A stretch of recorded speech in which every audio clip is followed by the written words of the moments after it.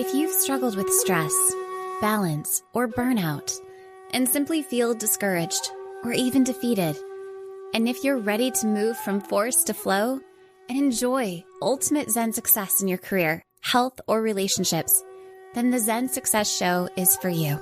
Your host, Carissa Sims, is an entrepreneur, corporate consultant, best-selling author, meditation teacher, and healer who has found her own Zen success. Here's your host, Carissa Sims.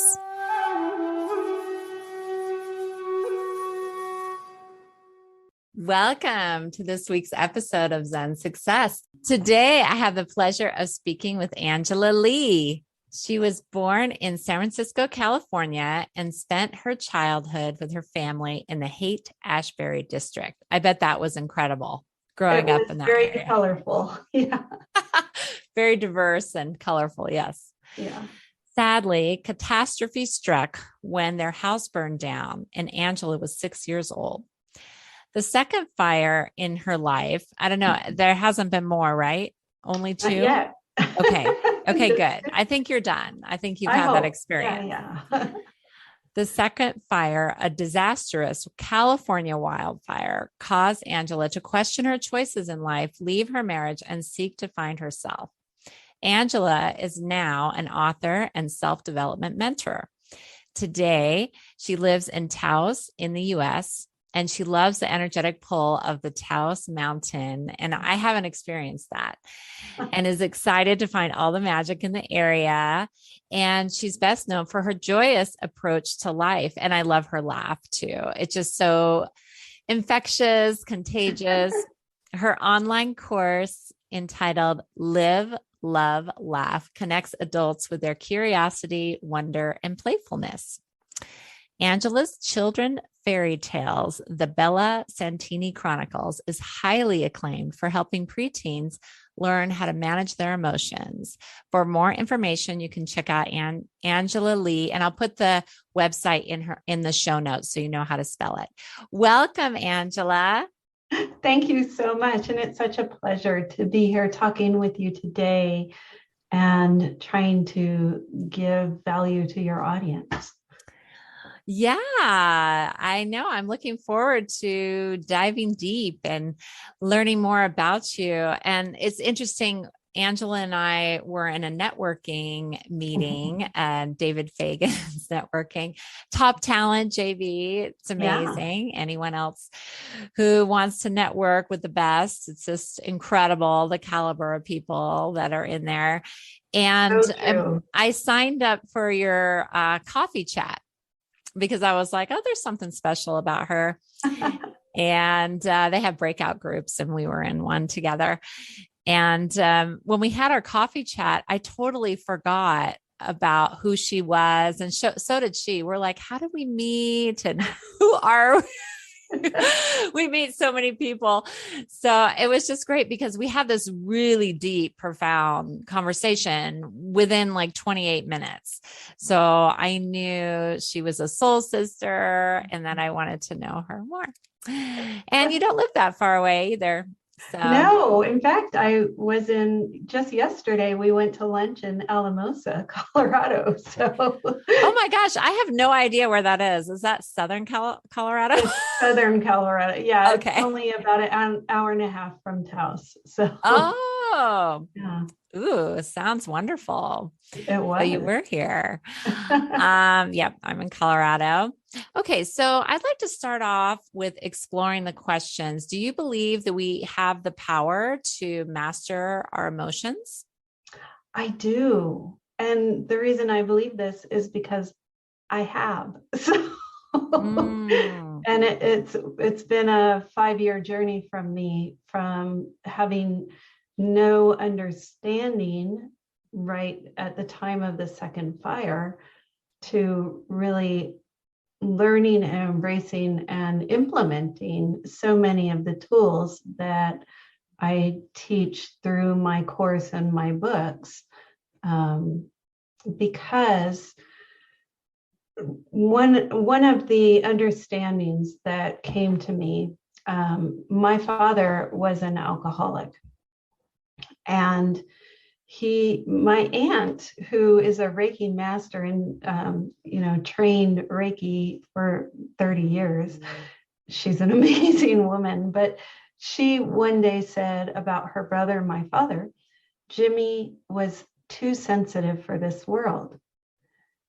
And this did not gel with my vision of who my father was. In my eyes, he was a monster who abused us.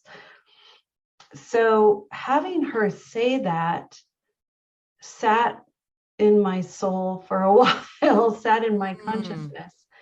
And because you didn't quite believe it, or you didn't feel like that empathy, or it didn't gel. Mm-hmm. It didn't seem in alignment with who he was. And I have heard that before, that sometimes people who do drugs and are alcoholics, they're very sensitive, empathic people, which is an interesting perspective.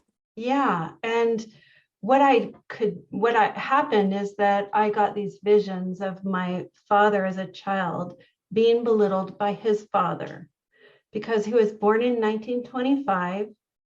And at the time, being sensitive was not a approved of thing for men. And so his father tried to beat into him to be a strong man as opposed to a sensitive boy. So he grew up with these feelings of being not good enough, of being a failure, because in his father's eyes, he didn't meet this bar of what it meant to be a man. And what he did was drowned those feelings that he couldn't deal with in alcohol. And at the same time, those feelings came up in a big way and were projected upon us kids. Mm-hmm. It was like he was reliving his childhood. Yeah, in a way, it was his father. Yeah. And so, I think about when I was 4 and he told me I'm not worth the dirt under his feet. Well, when we look at that from an adult perspective, we can see the drunk, raging man yelling at the little girl. And we can say, wow, what he's saying is really saying everything about who he is and nothing about the little girl. Mm-hmm, mm-hmm. But as a 4-year-old, you wouldn't know to deflect that and know that person was saying it about themselves. Yeah. Exactly. And so as a 4-year-old, you believe everything that an adult tells you. And so it becomes truth. And it took me, after my aunt talked about how sensitive my dad was, it took me probably 2 or 3 weeks to really come to the understanding that, yes, that is exactly what drove the whole dynamic, that he was abused by his father. He started drinking to avoid the feelings that abuse brought on. And he couldn't really escape those feelings because when he's drunk, it came up, but he projected it upon his children. Mm-hmm. And so that really started driving my whole understanding of the importance of facing our most painful emotions, because the energy that lies underneath substance abuse and, so alcohol and drugs, self-harming and suicide are all painful feelings that the individual is trying to escape. Yeah, that's interesting. And I don't know why this is coming up now, but I also find that sometimes people are actually experiencing other realities. So yes, there's the emotion piece, and they are not grounded in this reality, and people think they're crazy, but they're actually very gifted. Yep. And they are just able. So that's a lot of times people doing drugs and alcohol, they're trying to stay in this reality, but in fact, it causes more damage. Yeah, that's really interesting. And I wonder, this was coming to me too in the 20s and even like maybe towards the 50s. It seems like it was almost socially acceptable to beat your children at that time. Yeah. That it was a very patriarchal society, and Mhm. the idea that children should be seen and not heard, that children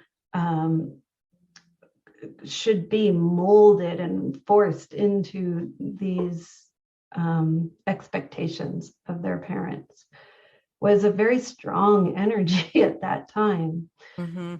And nowadays there's more openness and willingness to allow children to be who Yeah. they're meant to be, which is a beautiful thing. Yeah, it's so beautiful. And I have two kids. I have a 7 and 10-year-old now. And, to always, I have to constantly remind myself because they're very expressive in all the range of their emotions. So I guess I could say I did a good job, but it's still Yeah. challenging to be around it when they're raging, the anger and the Well, deep sadness. Yeah, talk about that. Yeah, go ahead. there so there's two aspects to emotions.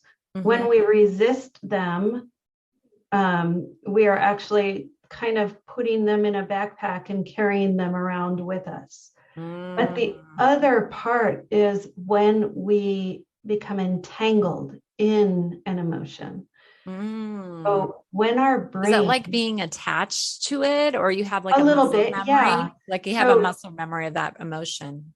Mm. well, also, people who make it their identity. I'm a grieving widow. I'm an angry man. Yes. So they're becoming so attached to the emotion that they make it who they are.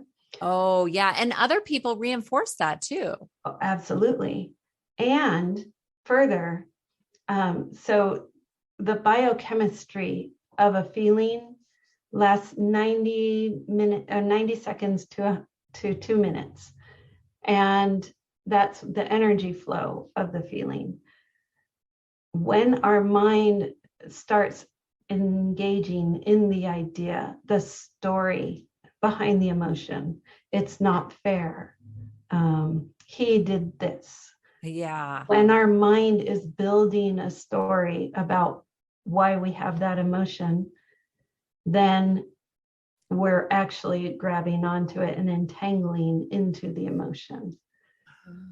And that God, is that's brilliant. why, I never heard that. yeah, that is why rage can go on and on and on, Mm. because their mind has totally engaged in the story.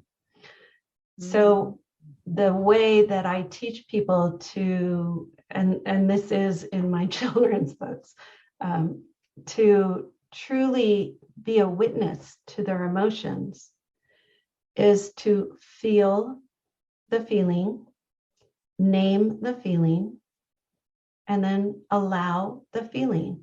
Feel, name, allow. And it's not about the story, it's not about the circumstances. It's just saying, I'm feeling, for me right now, it's peaceful. So I'm feeling peaceful, and I'm going to let myself feel that way. Yeah. Yeah. And I could say the same thing about rage. I am feeling like I'm in rage. Yeah. And I'm going to allow myself to feel that. It's Mm-hmm. okay for me to feel that. Yeah. And do you think it would be healthy then for parents to emulate that Oh, or yeah, teachers so that the kids can model that? absolutely. Every time a parent or a teacher represses their emotion, they're giving the message to children that this is what is expected. Repress your emotions. But the repression of emotion leads to alcoholism and drug abuse and all these other things. So it would be an amazing thing if parents could understand that when they're first how to just allow the feeling to flow so that it isn't prolonged by entanglement or rejection. So you just allow the feeling to flow and then model that for your children. And when your child is in their emotions, in their high emotions, allow them to be there, but also you can set boundaries. You can say, you know what, I understand you're feeling this way. And as long as you understand that you're entangled in it at this moment, it's, you can say, go have that emotion in your room. I don't want to be around it right now. Yeah. Yeah. Like if they're like, sometimes my son will get angry and start throwing things, and then or trying to hit his sister or kick his sister. And so then it becomes dangerous. And, I say you have to go downstairs because we have a 2-level. So you can express that downstairs. And sometimes that's hard for them to handle because it's almost like they want me to witness that emotion. They want me to like hold that space for them. And so anyway, that is a challenge, definitely. And, before I forget, I did want to say one other thing about emotions. I feel like the other detrimental thing is that it could lead, to dis-ease. Oh, it absolutely leads to dis-ease, because when we think of emotions as energy, and we are stopping the flow of the emotion by rejecting or entangling in it, it stops with us. So our cellular structure absorbs that energy, and we're carrying it with us. And it does create cellular changes, and that's where dis-ease comes from. It also, when you said that, some other thought came to me, but I lost it. So maybe about when my son was getting angry, and he was wanting me to witness it rather than leaving. When I say leave, and so the energy of that is that he just wants to be recognized for what he's feeling. That's so true. Yeah. So, hey, I understand you're feeling this. And it's okay for you to feel this, but I'm going to put a limit on it, and you need to do it downstairs. Yeah. And I have to say, as a parent, I'm not always doing that. I don't realize how important it is to him, or that is an important process for him to heal. And that is such a beautiful thing for you to bring up, because we don't think of it as that. And, I came to these understandings after my kids were grown up. So did I do this with my kids? No, I wish I did. But I didn't know at the time. And that lack of understanding is because no one taught us how to deal with emotions. And no one taught our parents or their parents. Right. And it seems like this is like the number one thing they should teach in school. Like, forget about everything else. Yeah. I totally agree. And being an entrepreneur. No. Well, when you think about it, our emotions are with us every day. And we're told basically to stuff it. Yeah. But put on a pretty face. How we can deal with it. And the emotions are just information. They're just telling us how our body is reacting to what's going on around us.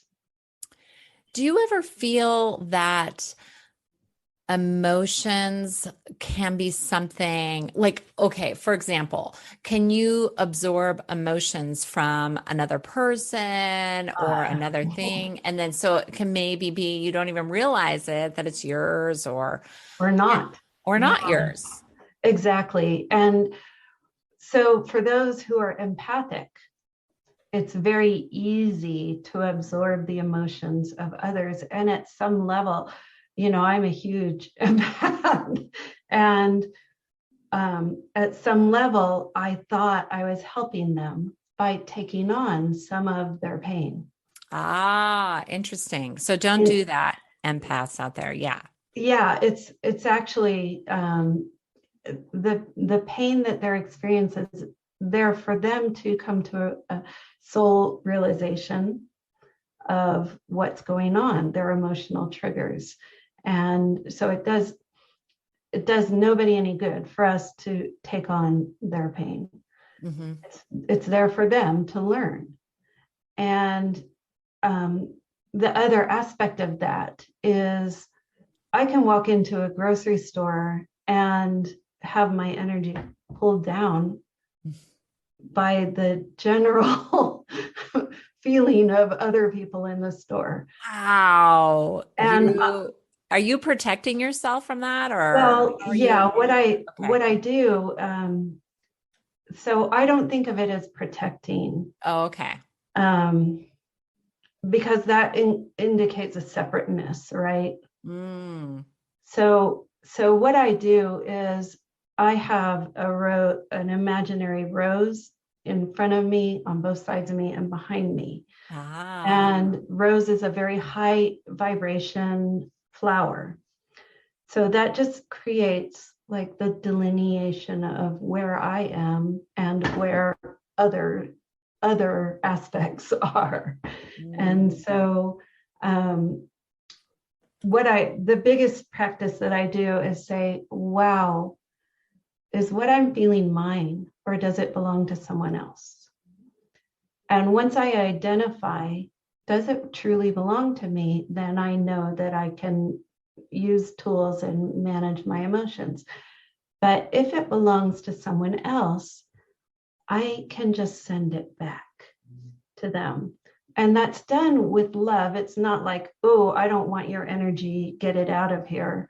But it's just like, I love you, and this is for you to deal with. And so just sending it back to them because we don't need to take on the feelings of others. Being empathic is a gift.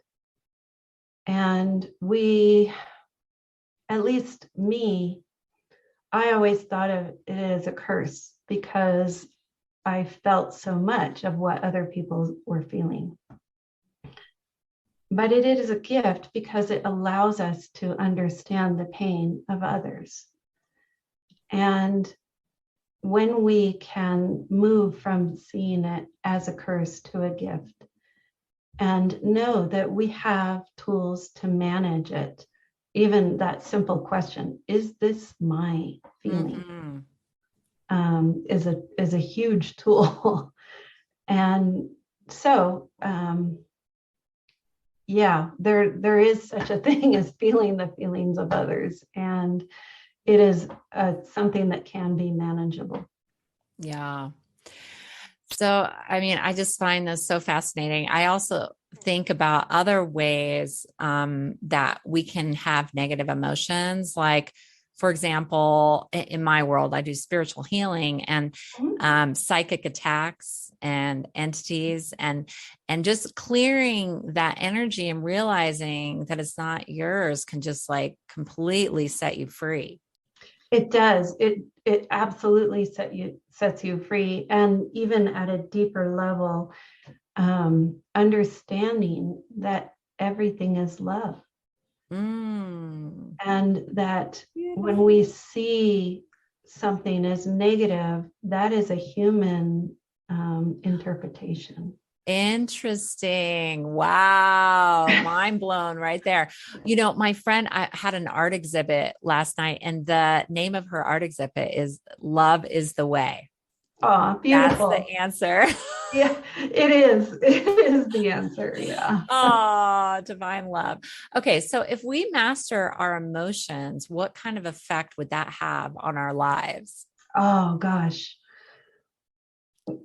So just think of an average day. How are you emotionally triggered? Is it by people causing you delay? Is it by traffic? Is it, by people yelling at you? What brings you emotional triggers? Those emotional triggers are revealing inner wounds, childhood wounds, could be past life wounds that are affecting your energy at this time. And so the actual reaction to something shows that you have this emotional thing that you just can go in and heal. And then so what happens is over It's an time opportunity, right? it If is an you have this opportunity. reaction, don't be hard on yourself. This is an opportunity. So listen to what Angela's saying. Yes. Yeah, and please give yourself grace because we weren't taught this stuff. But what it is an opportunity to go in and heal. And as you find, so how you would go in and heal that is try and remember the first time you ever felt that reaction and revisit that time in your life. You can picture it, you can see the people talking, and you, the adult, can step into that picture and bring truth to it. So your reactivity is revealing that there is this energy within you that is reactive. And when you can release that energy by re-envisioning the first time it ever happened to you and correcting, just like shifting the whole perspective of what happened then over time you get less and less reactive. And so you gain this emotional stability, equilibrium, and it's a wonderful place to live because things can happen and I'm just like, okay, well, that's happening. What now? Beautiful. That's beautiful. Well, okay. So as a child, did you express your emotions or do you feel like you learned the hard way? Like you held? Oh, I learned the hard way. And so what I walked away from my childhood was that men are scary. Don't be around men. And anger is a feeling that no one should have because it's so big and so bad. And so I repressed anger, but I also was in judgment of angry people. I do that too.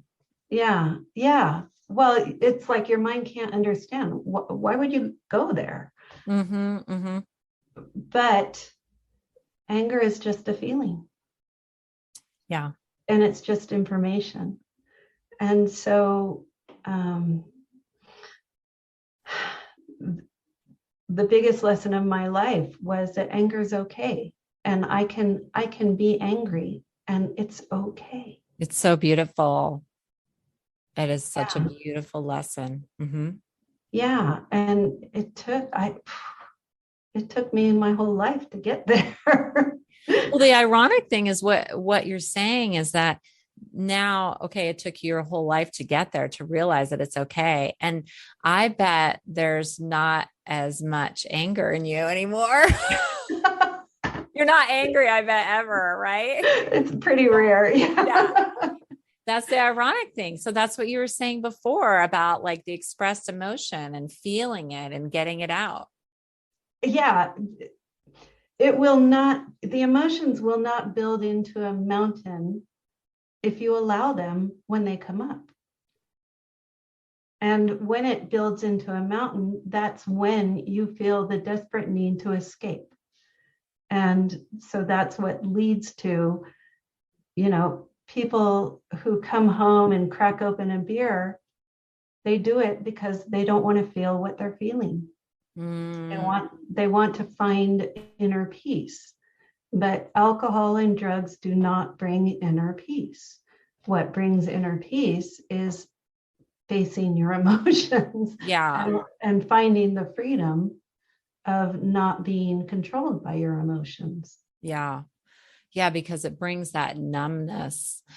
It's interesting, if you go to some meditation retreats, you'll find people who are recovering and looking for a replacement. And FYI, meditation is an amazing replacement. And it's such a natural high.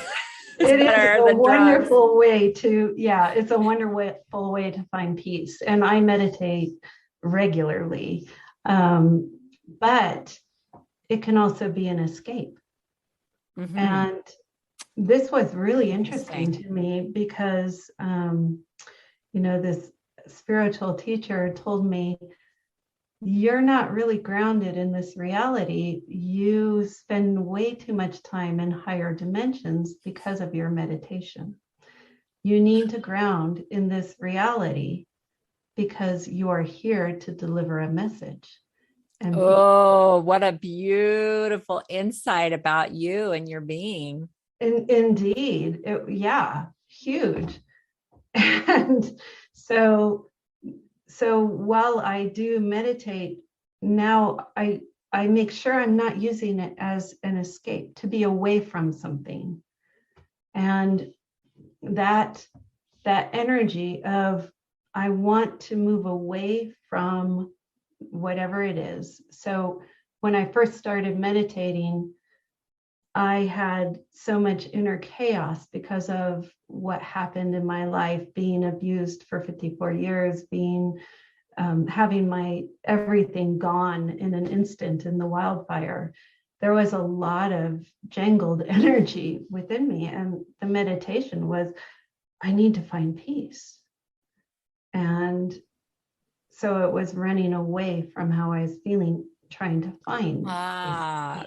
That is so insightful of you. Wow. Yeah.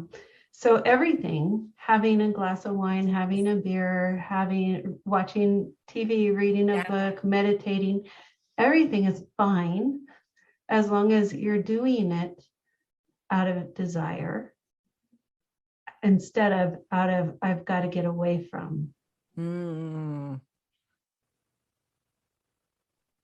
That's interesting. And to really think about that. I mean, I don't drink or do drugs anymore, but God, can you imagine if people just pause? Is this to escape? Mm-hmm. Or am I doing this because I'm enjoying myself? It's social. I mean, a lot of people do it because other people are doing it. It's social. They think that they need to or whatever. But there could be a deep-seated reason that they are trying to escape or run from their own emotions or numb their pain. And it's really those kind of self-reflection questions that help people to find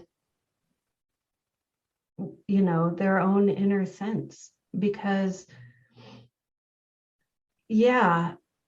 even when I was first meditating, I didn't have enough knowledge to ask myself, why am I meditating? Yeah, that's true. Well, I wouldn't think of that either. Yeah. And so it's all a journey, right? This emotional intelligence and soul embodiment is all a journey, and there's always a next level that we can achieve. Yeah, beautiful. You look so young to me. I mean, I don't even know. You said 54. I don't even know if that's how old you are. But 58, actually. 58. Yeah. I was like, well, she has to be a little bit older. And that you just exude youthfulness and joy. And it's like, do you feel like you've had a rebirth? Yeah, I am a whole new person from who I was, in 2018 to now. It's a whole different person. That's amazing. And, the qualities that make life magical are more present in my life. Gratitude, playfulness, curiosity, laughter. Those are just a part of everyday life now. And I had to go through the journey in order to get here. So when we look at our life and we think, oh, this happened to me, I wish it didn't. Well, yeah, that's true. I wish I didn't have to lose everything in a wildfire. I wish I didn't have men in my life who were so emotionally injured that they lashed out at me. And everything that happened taught me what I needed to know to be able to talk about what I talk about and teach what I teach. And I write these books for children so that they can be awakened to these truths without having to go through the hardships. Talk about those books. Yeah. Say the name. And so my children's books are the Bella Santini Chronicles, and they're written for ages 8 to 12. And what they teach is pretty much everything we talked about today. So I call it profound. Yeah, it's higher consciousness concepts. But for the general populace, I call it emotional intelligence. And so the books are really, the children born now are really old souls. They are like every child born after 2012 will never live in a 3D world. They're already advanced beyond that. And the books are really to plant seeds of remembrance in them so that they can remember their soul truths and they're going to become the leaders that really change the reality of this world. And so my books are there to support them. That's so wonderful. So how have they been received? What has been the response from the kids or the parents? It's been a slow journey.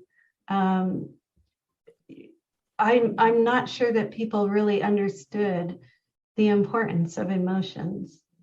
And the more I get on podcasts and talk about it, the more I write articles for magazines, the more I get out and talk about it, and others, because it's not just me saying this, it's others. The more people are beginning to understand. And so, excuse me, the books are slowly getting some traction, and so book 2 is endorsed by Jack Canfield for teaching that love is the answer to everything. And with those kind of endorsements, with the kind of support that I've received from people in the podcast community, I think just every day they become a little more accepted. Oh, that's wonderful. Yeah. Well, I know I bought one for my son. So he has so much other reading for school that he hasn't read it yet, but he's intrigued. So it's on the list. So hopefully for summer reading. Beautiful. Yeah. And I would like to pull him out of school so he could read what he wants, but that's another thing. He wants to go to school. So there we go. Yeah. There's a social aspect to school that is difficult to achieve in homeschooling.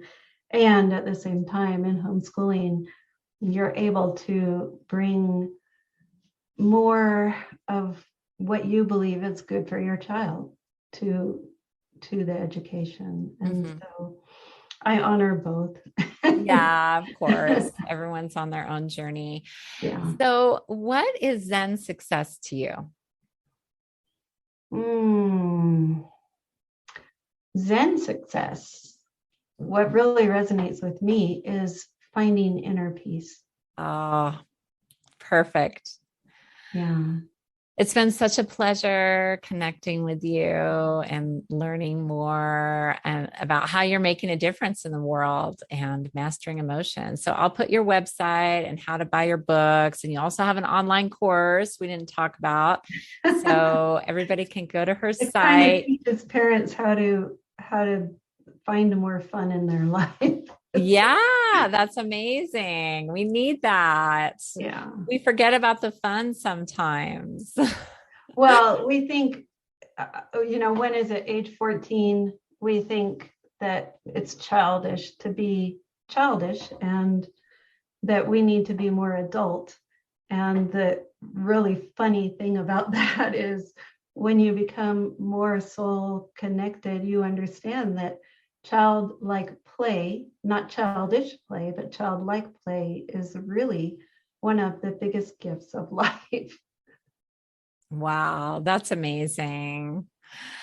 Well, thank you so much, Angela. It was such a pleasure having you on my show. Thank you so much for giving me this opportunity. I surely hope that your audience can walk away with this, first giving themselves grace because this is a journey, and understanding the importance of their own emotions. Absolutely. So important. Have a Mm. blessed day. Yeah, you too. Thank you.